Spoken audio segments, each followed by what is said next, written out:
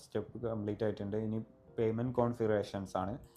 നമുക്ക് ക്ലിക്ക് ചെയ്ത് കഴിഞ്ഞാൽ നമുക്കിവിടെ പല type of payment gateways ഇവിടെ അവൈലബിൾ ആണ്. Razor payment, Paytm, Stripe, PayPal, phone കാര്യങ്ങളൊക്കെ ഉണ്ട്.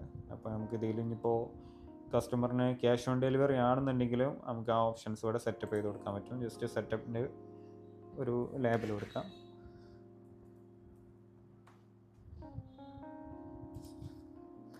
മിനിമം എലിജിബിൾ എമൗണ്ട് ആണ്, അതായത് കസ്റ്റമറിന് മിനിമം എത്ര എമൗണ്ട് ആയാലാണ് നമുക്ക് ഓഫ്ലൈൻ പേയ്മെൻറ്റ് അവൈലബിൾ ആവുക എന്നുള്ള രീതിക്കാണ്. അപ്പോൾ ഒരു 100 കൊടുക്കുന്നത്. മാക്സിമം എത്ര വരെ ക്യാഷ് ഓൺ ഡെലിവറിയിൽ പേയ്മെൻറ്റ് ചെയ്യാമെന്നുള്ളതാണ്. ഒരു 5,000 കൊടുക്കുന്നത്. അഡീഷണൽ എക്സ്ട്രാ ചാർജസ് എന്തെങ്കിലും ഉണ്ടെന്നുള്ളതാണ്. നിങ്ങൾക്ക് എക്സ്ട്രാ ചാർജസ് ഉണ്ടെന്നുണ്ടെങ്കിൽ അതിൻ്റെ ഒരു എമൗണ്ട് കൊടുക്കുക. ഇപ്പോൾ ക്യാഷ് ഓൺ ഡെലിവറി ആണെന്നുണ്ടെങ്കിൽ നമ്മൾ സാധാ ഇ-കൊമേഴ്സ് പ്ലാറ്റ്ഫോമിലൊക്കെ എക്സ്ട്രാ ചാർജസ് വാങ്ങുന്നുണ്ട്. അപ്പോൾ അതിനനുസരിച്ചിട്ട് നമുക്കൊരു പേയ്മെൻറ്റ് വേണമെങ്കിൽ ഇവിടെ സെലക്ട് ചെയ്യാം, അല്ലെങ്കിൽ അഡീഷണൽ ചാർജസ് ഇല്ല എന്നുള്ള രീതിക്ക് കൊടുക്കാം. നേരെ സേവ് ചെയ്യുന്നു. അതോടുകൂടി പേയ്മെൻറ്റ് ഗേറ്റ് വേയും സക്സസ് ആയിട്ടുണ്ട്. നമുക്ക് ഗേറ്റ് സ്റ്റാർട്ടിങ്ങിൽ എടുത്തു കഴിഞ്ഞാൽ നമ്മുടെ ഓൾറെഡി 5 സ്റ്റെപ്പുകളും കംപ്ലീറ്റ് ആയിട്ടുണ്ട്.